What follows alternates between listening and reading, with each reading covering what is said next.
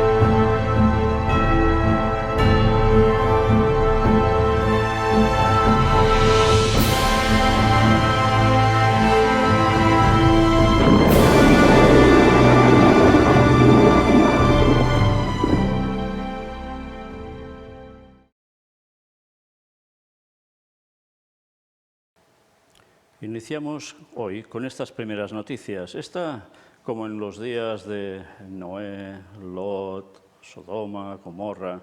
Fijaos en la camiseta que lleva este jugador, en el número. ¿Os dais cuenta? Es la bandera del arco iris, pero no del auténtico, ya lo sabéis. Con lo cual, evidentemente, ya dais referencia automáticamente a qué se refiere el llevar este número. No solo él, todo el equipo. El Tolosa aparta 5 jugadores por no llevar la bandera irisada. El conjunto francés ha decidido dejarlos fuera de la convocatoria por el partido contra el Nantes. Esto es en la Liga Francesa. Cuando miras de dónde proceden los jugadores, son de países donde quien manda el Islam, básicamente, con lo cual deben ser musulmanes y ellos no son partidarios de estas cosas.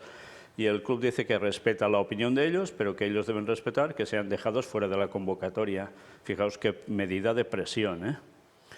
Bueno, sigamos. En China, masacre. Mata a la familia de su amante y atropella a una decena de personas mientras escapa. Y en México, en Latinoamérica, una pelea entre reclusos deja 3 muertos en una cárcel de la Ciudad de México. En Nigeria, en África, 4 muertos en un ataque a un convoy estadounidense. Y una desgracia muy peculiar. Un hipopótamo mata a una persona y deja al menos 20 desaparecidos tras embestir una canoa en Malawi. Impresionante, ¿eh? Bueno, pues lluvias e inundaciones. Italia sigue en alerta roja. Ya son 9 muertos y 20.000 evacuados por las fuertes lluvias que arrasan la Emilia-Romagna. Y también unas 400 personas han fallecido en el ciclón Mocha. Y un naufragio. Un barco pesquero chino naufraga en el Océano Índico y deja 39 desaparecidos. Y esto de ayer a hoy, ¿eh? Bien, pues añadimos algo que puede resultar más o menos gracioso, para otros preocupante, tiene que ver con ciencia y tecnología, y es que Tesla muestra las nuevas capacidades de sus robots humanoides. Para algunos van aún, bueno, como un trasto. Para otros es un gran avance. Mirad el vídeo. Cuando os fijáis en los movimientos que van consiguiendo, es interesante porque ya empieza a hacer unos movimientos de manos y de articulación de brazos interesante para realizar varias cosas. Los andares, bueno, aún son un poco extraños, pero a pesar de todo, fijaos cómo también hay una evolución porque acoplado todo esto a inteligencia artificial hace que por donde vaya registrando todos los datos a su alrededor, con lo cual también, entre comillas, mentalmente se va preparando. En fin, la evolución a nivel robótico no para. Y para algunos esto, ya se sabe, va a llevar puestos de trabajo a que desaparezcan del mapa. Sí, ya se está hablando claramente de que eso será una realidad, sobre todo a través de la inteligencia artificial, con todo lo que ello implicará después, claro que sí. Bien, sigamos porque ahora nos adentramos en esas profecías de Isaías, Daniel, Apocalipsis, Ezequiel, pero para mostrar poca cosa, porque luego hablaremos también de lo mismo en el apartado dentro del Vaticano, eso sí, que es lo que va a ser lo máximo expuesto hoy. Hungría bloquea un nuevo paquete de ayuda militar para Ucrania del Fondo de la Unión Europea. Mirad la tensión que hay, ¿eh? Y luego veremos algo más relacionado aún con esto. Mientras, Estados Unidos advierte a Emiratos Árabes sobre las consecuencias de sus vínculos con Rusia y China. Vaya, marcando pautas, ¿eh? Kılıçdaroğlu tacha a Erdogan de líder mundial falso orientado hacia Rusia. El opositor se enfrentará al actual mandatario turco en la segunda vuelta de las presidenciales que tendrá lugar el 28 de mayo. Estuvo muy disputado, iba a la cabeza Erdogan, pero no consiguió esa mitad que necesitaba para, o más uno, no sé, para conseguir dominar otra vez la presidencia del país. Pues hay una segunda vuelta. Y mirad lo que dice este rival de él.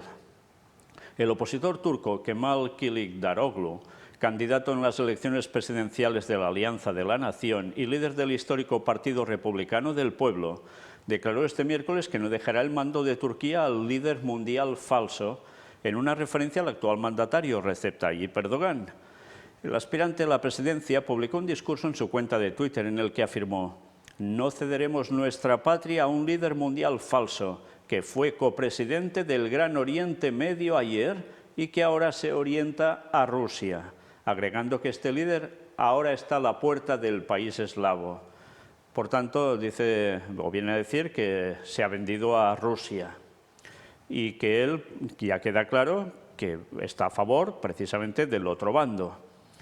Interesante, lo que está pasando en esa lucha de poderes para quién establece al suyo allí, porque en definitiva va de esto. Este hombre se llama Kemal. Si se llamara Qué bien, igual sería otra cosa, pero no lo sabemos qué va a resultar de todo ello. Lo que sí sabemos es el papel de Turquía en la profecía final, y ya estamos viendo cómo hay una lucha allí realmente interesante para conseguir el poder, y esto va a llevar a lo que nos decía la profecía. Y mirad, otro señor que parece de tiempos inmemoriales, este 27 de mayo va a hacer 100 años, y es Henry Kissinger. Una guerra por Taiwán destruiría la isla y la economía mundial. El exsecretario de Estado de Estados Unidos opina que vamos camino hacia la confrontación entre las grandes potencias. Son unas declaraciones contundentes, ¿eh? Bueno, hoy aún decía otra cosa más que tenía que ver con la situación de Ucrania en la OTAN, etcétera, etcétera. No para de opinar, y con 100 años, es impresionante. Con todo lo que ha movido este hombre en su vida, y aún uno se pregunta, ¿y aún estará moviendo cosas? Y aquí volvemos con el tema de Hungría. Promete bloquear la ayuda a Ucrania hasta que Kiev ponga fin a las medidas hostiles y amenazantes en su contra. Refiriéndose a las recientes informaciones de que Kiev quería volar el oleoducto por el que Hungría recibe petróleo ruso, el canciller húngaro Péter Szijjártó subrayó que se trata de una amenaza a la soberanía de su país.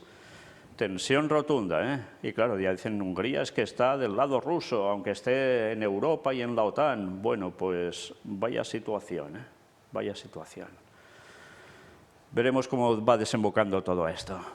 Y ahora sí, nos adentramos ya en el tema de Vaticano con diversas noticias y empezamos con esta: ecumenismo interreligioso. Hindúes y cristianos europeos se reúnen en Roma, era el 3 de mayo, decía esta noticia, haciendo referencia al 2 de mayo, el día anterior. Unos 55 participantes representantes de las tradiciones religiosas cristiana e hindú en Europa se reunieron en un encuentro sobre el tema de la fraternidad, organizado por el Dicasterio para el Diálogo Interreligioso en colaboración con el Foro Hindú de Europa, la Unión Hinduista Italiana y el Consejo Ecuménico. Impresionante, ¿eh? Aquí no se escapa nadie, a todos nos van a juntar, bueno, a todos menos el auténtico pueblo de Dios, que se resistirá, claro que sí. Los participantes reflexionaron sobre la dinámica cambiante de la relación entre hindúes y cristianos en Europa y pensaron en formas de fomentar la cooperación en cuestiones que promuevan el crecimiento humano a través del diálogo interreligioso, la solidaridad y la hospitalidad.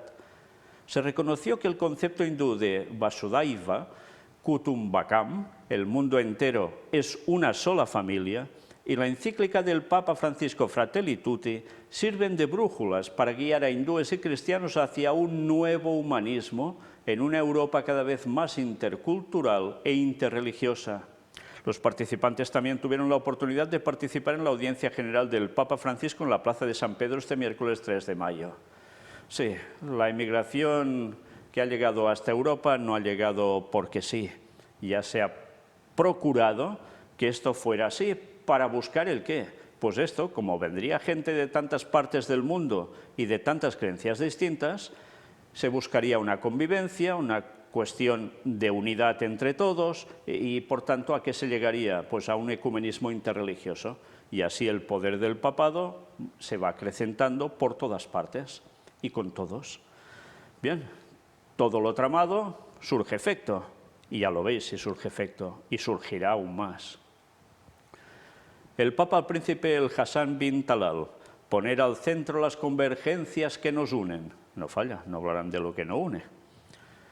El Papa Francisco agradece al Príncipe el Hassan bin Talal, director del Instituto Real de Estudios Interreligiosos, por la perseverancia en el camino del diálogo interreligioso e intercultural y le recuerda que se debe poner al centro las convergencias que nos unen tanto a nivel religioso, espiritual como ético-moral.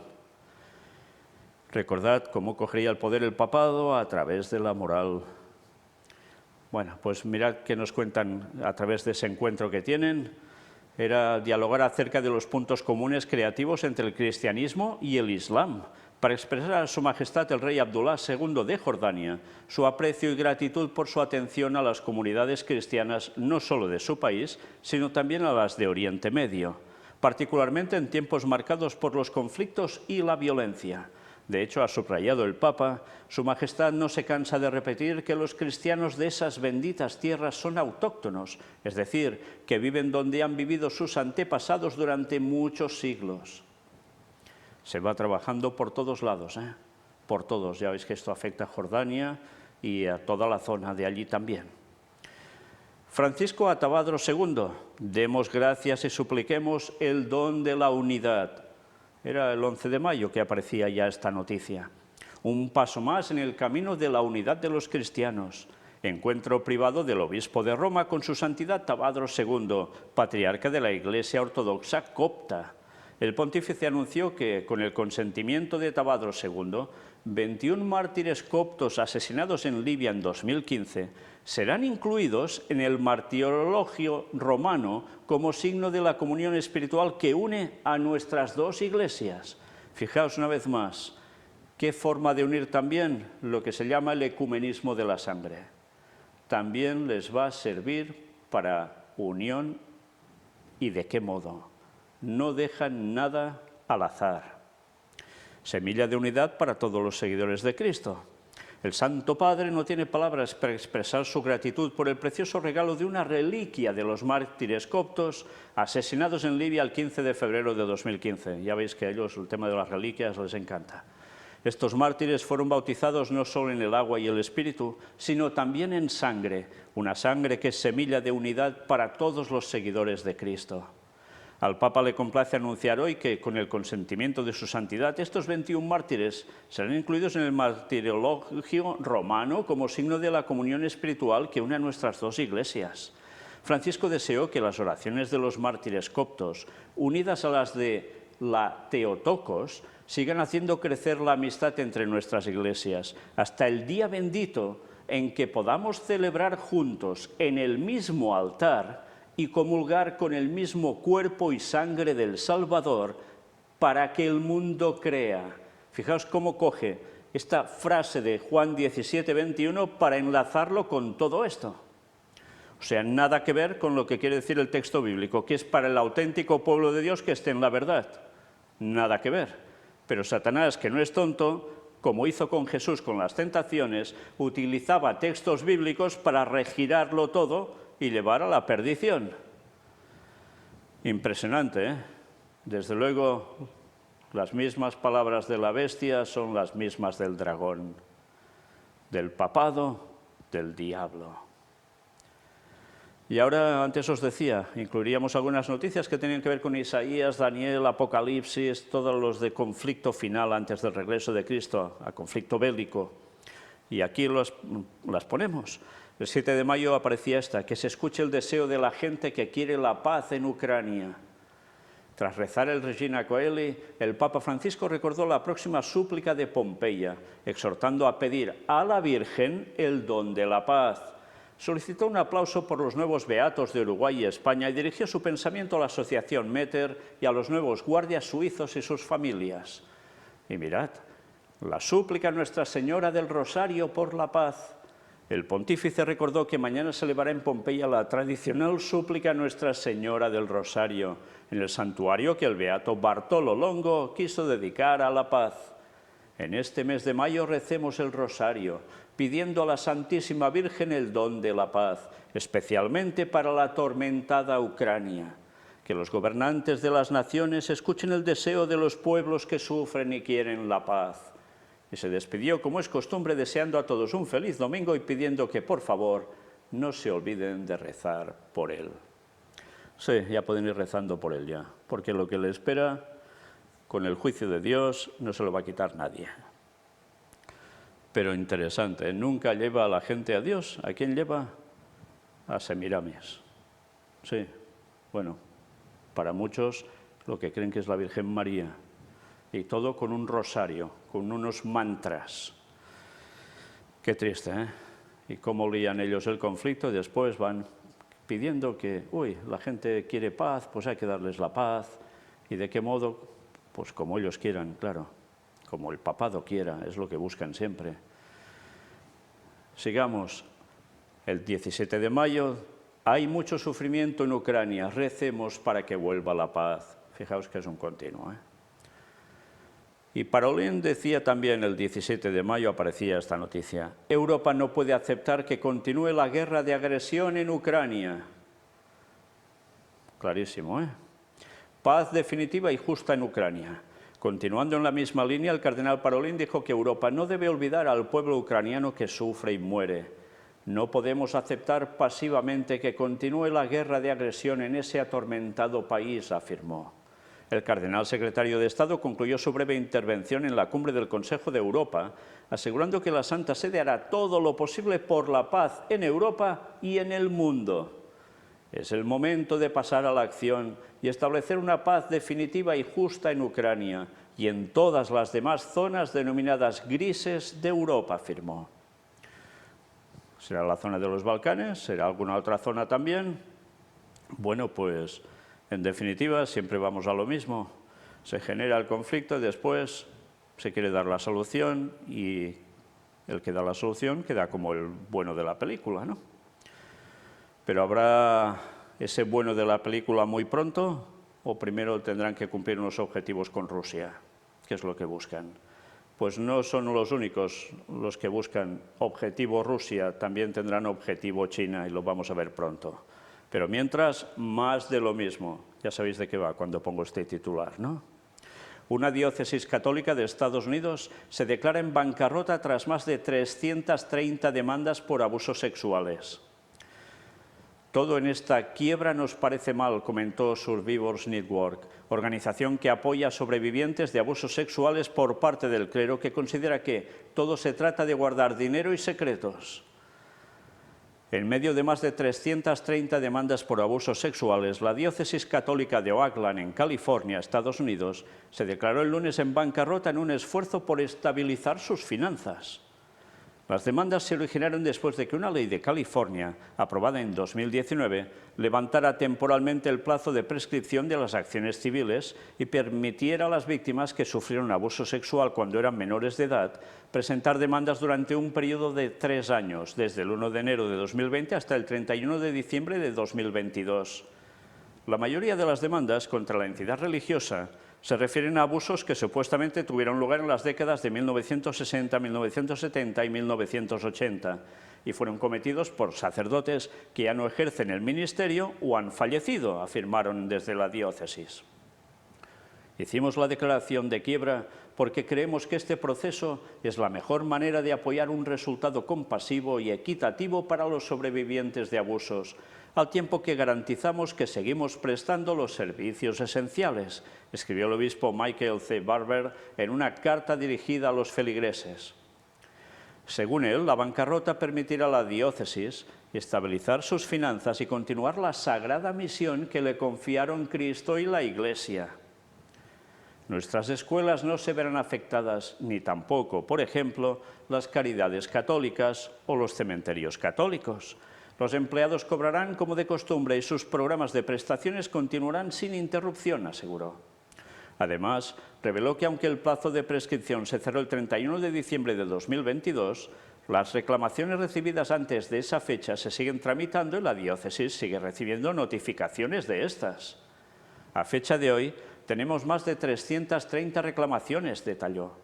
Con sus recursos financieros actuales, la entidad religiosa no podría asumir la carga de litigar esta cantidad de demandas, lamentó Barber. O Barbé, no sé, porque me parece un apellido catalán, que fueron unos Barbé allí, precisamente. Estoy profundamente apenado por esta realidad y rezo a diario por todos los afectados. Como nos recuerda el Papa Benedicto XVI, hay pecado y maldad en el mundo, incluso en nuestra Iglesia, pero también hay virtud y misericordia en abundancia, señaló. Mientras tanto, Survivors Network, organización que apoya a sobrevivientes de abuso sexual por parte del clero, también conocida como SNAP, inmediatamente criticó la medida. Todo en esta quiebra nos parece mal, escribió el grupo. Todo se trata de guardar dinero y secretos, condenó. Los sobrevivientes de SNAP dijeron que la diócesis Oakland no merece declararse insolvente porque posee 200 millones de dólares y numerosas hectáreas de terreno. No es pobre en nuestra opinión, dijeron, excepto quizás en espíritu e integridad. Pues si este dato es cierto, se cubren de gloria, ¿eh? Se cubren de gloria. Y por todo lo que ha tenido que pasar esta gente, y encima les hacen esto. En fin, pero esto no es todo. Se suman nuevas acusaciones contra jesuitas por abusos en Bolivia. Sí, esto es una plaga mundial, ya lo veis. ¿Y por parte de quién? Y ahora un tema de gobernanza mundial. Sí, es un tema que podríamos hablar en Preparando el Gobierno Mundial, en esta serie que tenemos desde hace tiempo. Pero bueno, lo hemos puesto aquí, porque este 11 de mayo aparecía esto. Una gobernanza mundial para que la migración sea una opción libre. Interesante porque lo de gobernanza mundial lo tienen también en un dicasterio y no paran de tratar sobre ello y sacar escritos también y noticias relacionadas. El subsecretario del Dicasterio para el Servicio del Desarrollo Humano Integral, responsable de la sección Migrantes y Refugiados y Proyectos Especiales, presentó en la oficina de prensa de la Santa Sede el mensaje del Papa para la 109 Jornada Mundial del Migrante y del Refugiado sobre el tema libres para elegir, emigrar o quedarse. Y claro, ¿de qué va a ir todo? Pues eso, que hay que hacer movimiento de gente arriba y abajo por todas partes, porque así el ecumenismo interreligioso puede ser dado con más facilidad. También para liar más conflictos, por supuesto. Y antes os decía, no solo el objetivo Rusia, también es el objetivo China. El desafío de una iglesia puente es conectar las partes diferentes. Monseñor Stephen Chow Sao-Yan, obispo de Hong Kong, en una entrevista con el padre Antonio Spadaro, director de la revista Civiltà Católica, recordad que es de los jesuitas, relata su visita a Pekín del pasado mes de abril y la misión de la diócesis de Hong Kong en la Iglesia en China. Destacamos esto. Matteo Ricci, estimado en China. Hablando de Matteo Ricci, dijo que sigue siendo conocido y estimado en China, dentro y fuera de la Iglesia. Es muy respetado por los católicos en China y también goza de gran estima entre los intelectuales chinos. Incluso el presidente Xi rindió homenaje a Ricci en uno de sus discursos a la comunidad internacional. Recordemos que Matteo Ricci fue un jesuita enviado precisamente ¿para qué? Para poner a China bajo los pies del papado, ¿eh? Y mira por dónde hasta Xi Jinping llegó a decir algo sobre él y en un buen tono. El Papa Francisco y China. Sobre el Papa Francisco dijo que muchos católicos aprecian lo que está haciendo por la Iglesia en China. Los obispos que he conocido durante este viaje tienen una disposición positiva hacia él, pero los que están en contra del acuerdo provisorio parecen más bien prejuiciosos hacia él. Por tanto, hay una división en China sobre el Papa Francisco por parte de los mismos católicos, ¿eh? Sin embargo, explicó, por lo que vi y leí, así como por la actitud de los católicos que conocí durante mi viaje, diría que una gran mayoría de católicos en China son leales al Papa Francisco y esperan que el acuerdo provisorio traiga cambios deseables para su Iglesia, incluido un encuentro entre el Papa Francisco y el presidente Xi. El gobierno chino también siente un gran respeto por el Papa Francisco. Sus miembros aprecian especialmente su amplitud de miras y su carácter integrador. Monseñor Chou concluye, dado que el Papa Francisco ha expresado su amor por el pueblo chino y su esperanza de visitar China, no sería sorprendente que el gobierno chino también quisiera que esto se hiciera realidad. Rezamos para que así sea, no solo por el Papa Francisco o por China, sino por todo el mundo.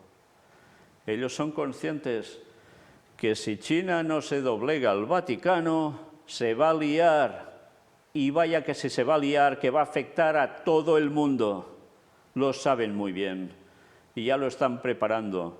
Y es evidente que los chinos, bueno, especialmente los gobernantes, saben de qué va el tema con los jesuitas, porque seguro que no ignoran su historia y cómo tuvieron que ser sacados de allí, como de tantos otros lugares, porque solo hacían que llevar el mundo, a cada país del mundo, mejor dicho, a los pies de Roma sí o sí, como fuera. Bueno, pues evidentemente el objetivo del papado no solo es Rusia, también es China. Y una vez más deberíamos recordar lo que nos dice la profecía de Daniel 11, versículos finales al respecto. Bien, sigamos ahora con unos sellos. El Papa en la proa de un barco guía a los jóvenes hacia el futuro. Sí, esto tiene que ver con la Jornada Mundial de la Juventud que se celebrará en Lisboa a inicios de agosto. Y mirad qué sello tan bonito, ¿eh? Los niños por allí, con la bandera de Portugal y en la proa, delante, ¿quién?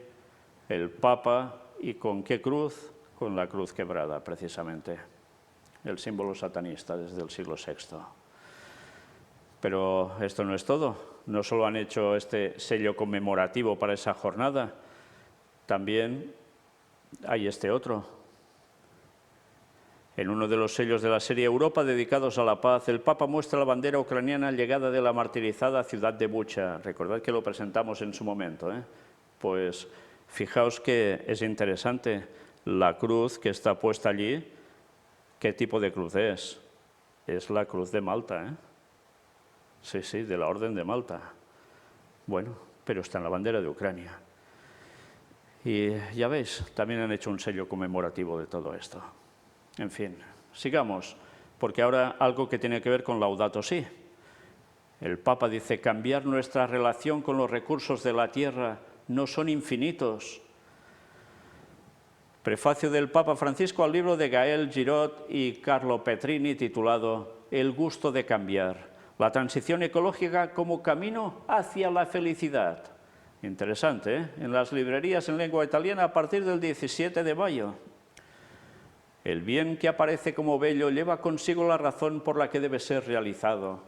Este es el primer pensamiento que me ha surgido tras la lectura de este hermoso diálogo entre Carlo Petrini, a quien conozco y estimo desde hace años, gastrónomo y activista conocido en todo el mundo, y Gaël Giraud, un jesuita economista, cuyas aportaciones ha apreciado recientemente en la Civiltà Católica, donde escribe artículos cualificados sobre economía, finanzas y cambio climático. Sí, está claro que quienes trabajan especialmente para esto de economía, finanzas y cambio climático son los jesuitas. Y mostrando al mundo que así se va a arreglar. Lo que no muestran es que así van a someter a todos los países de este mundo a estar bajo el dominio papal con la encíclica Laudato Si, que comporta el domingo como día de reposo para todos. Eso ya no lo dice tan claramente, ¿eh? Pero en la encíclica sí.